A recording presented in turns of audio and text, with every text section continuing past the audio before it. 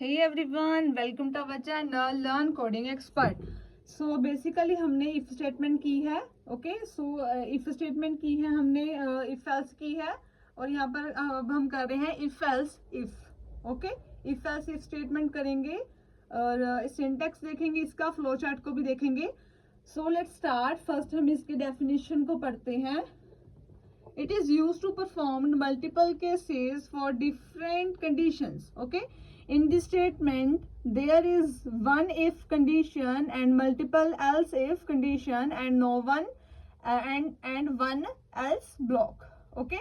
तो ये क्या है? Used to perform multiple cases. Multiple cases use करने के लिए हम different condition का use करते हैं. In this statement, there is a one if condition. One if condition होती है. Multiple else if condition. Okay? तो one क्या है हमारे पास? Else block होता है. Okay? सो फर्स्टली हम यहाँ पर इसका पहले सिंटैक्स देखते हैं.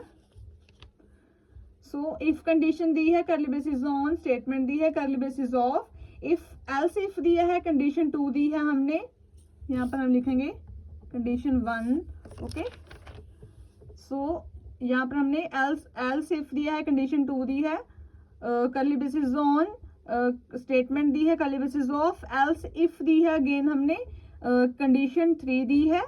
ओके, सो यहाँ पर क्या हमने curly basis of, statement the curly basis of else. Okay, so curly basis on statement को क्या है, क्लोज किया है. ओके, तो यह था इसकी एग्जांपल. यहाँ पर हम इसका फ्लो चार्ट देखते हैं.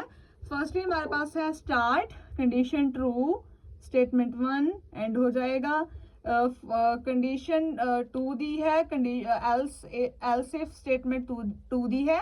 यहाँ पर हमने कंडीशन, अगर कंडीशन टू हमारे पास फॉल्स है तो हमने कंडीशन 3 दी है, एल्स इफ का statement 3, condition false else statement. Okay, तो ये क्या है, एंड हो जाएगा. ओके, तो ये था इसका हमारे पास फ्लो चार्ट. ओके, तो आई होप आप लोगों को अच्छे से क्लियर हो गया होगा इफ एल्स इफ का स्टेटमेंट का कॉन्सेप्ट. ओके, सो अगर आपको वीडियो अच्छी लगी हो तो लाइक करना. Thank you.